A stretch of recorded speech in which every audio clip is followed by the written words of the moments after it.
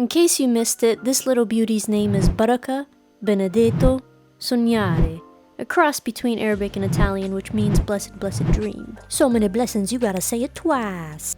However, her full name is Baraka Malish Benedetto Sognare, Malish being an Arabic word that you kind of use when you make a problem for someone else and you want to convince them that everything's fine and you want it to magically go away. Like, if you crashed your car into someone's house, all you gotta do is just tell the homeowner, Malish, Malish. Or if your hand slips and you slap someone, all you gotta say is, Malish, you good? See? Yeah. Oh, my bad, Malish, Malish. Yeah, see, there you go. We used this word so many times while we were building Baraka that it became part of her name. And you can celebrate her name day on May 19. You know you want to.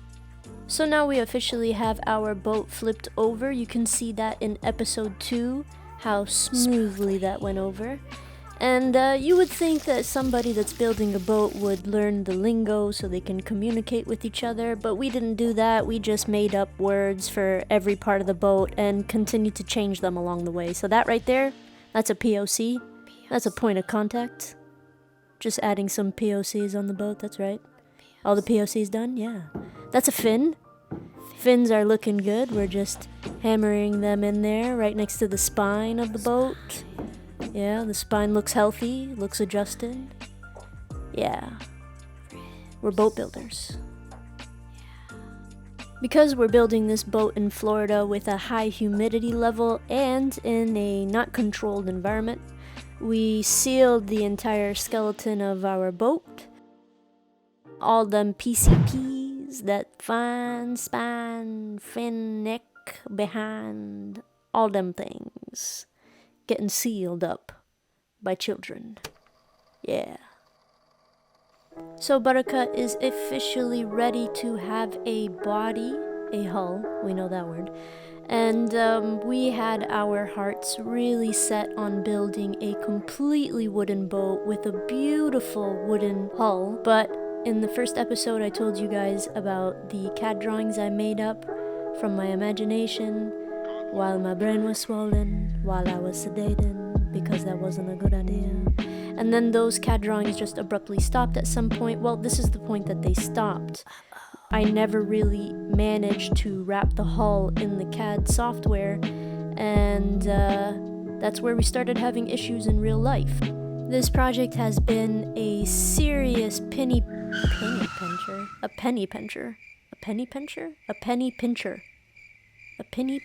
It's been a tight budget project is what I'm trying to say. So we couldn't get the tools of our dreams like an industrial bandsaw. No, we got stuck with a wonky jigsaw and we built pretty much the entire boat just using a jigsaw. So our cuts are not as accurate as we had hoped, and our rib geometry is a bit too complicated to wrap in wood. So we had to change our entire plan. But malish, that's okay. But not really. Because of this, we had to change the complete path of this project. And if we knew this earlier on, we could have saved so much time and money. But that's not the way things worked out.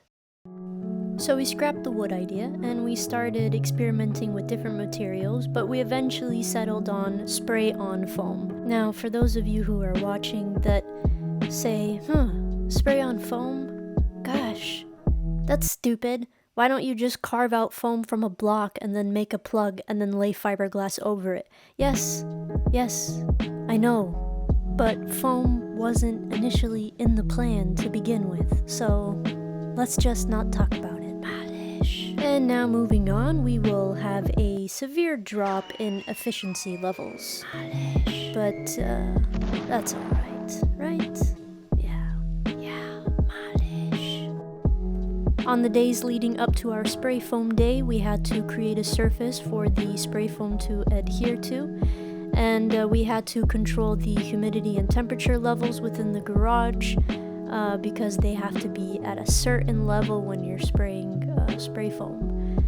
We did that by putting in a couple dehumidifiers and a portable AC And we even had to delay our initial spray foam day until the weather outside was in our favor. When the day did come, we started bright and early at 4 in the morning so we could beat the heat.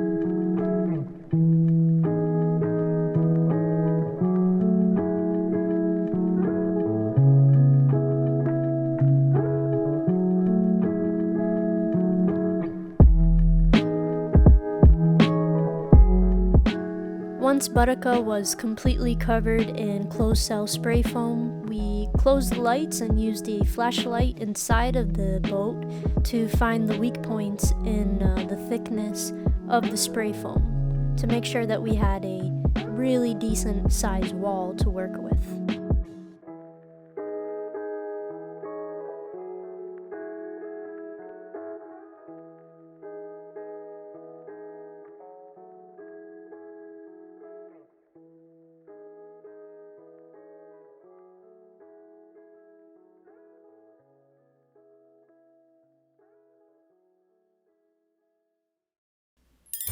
A special reminder. Ooh, so special. Malish, it's not over, alright? So this whole boat project has been schooling us on so many different subjects, I can't even get started. But I will. So the first one is it forced us to learn how to focus on the journey and not the destination. Because, man, we had a crazy amount of countless delays that were not in our control, and if we did not focus on the journey instead of the destination, we probably would have killed each other. So we had to learn that one pretty quick. But the lesson that really just blew my mind is something else that I want to share with you guys. Before this whole experience with my health deteriorating and the boat project and all of that, I was very shy with all of the talents that God gave me.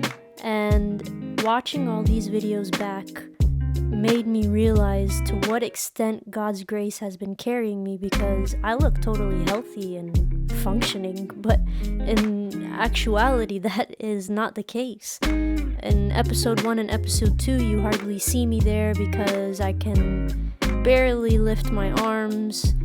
I wasn't able to really use my fingers. I couldn't really move my legs. There were days that my arms were just completely like dead flesh hanging off the sides of my body, and we would have to put them in a sling, and yet we would still go into the garage and work by God's grace.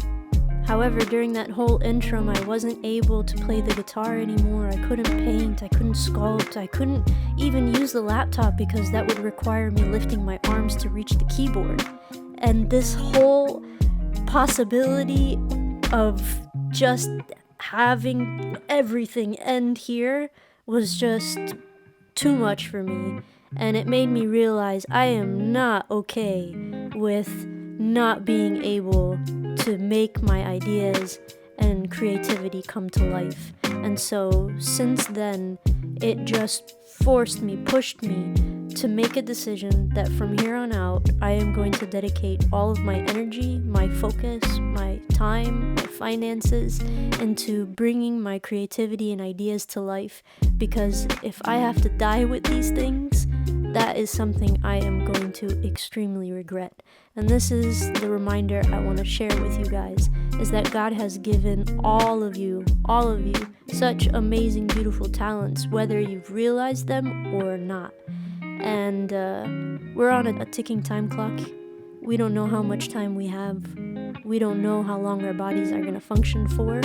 I really urge you to find what you're passionate about and what you would regret not ever happening if time were just to stop right now and just focus all your energy on making that happen. Thank you guys for watching, and subscribe to find out when the next episode comes out. Take care.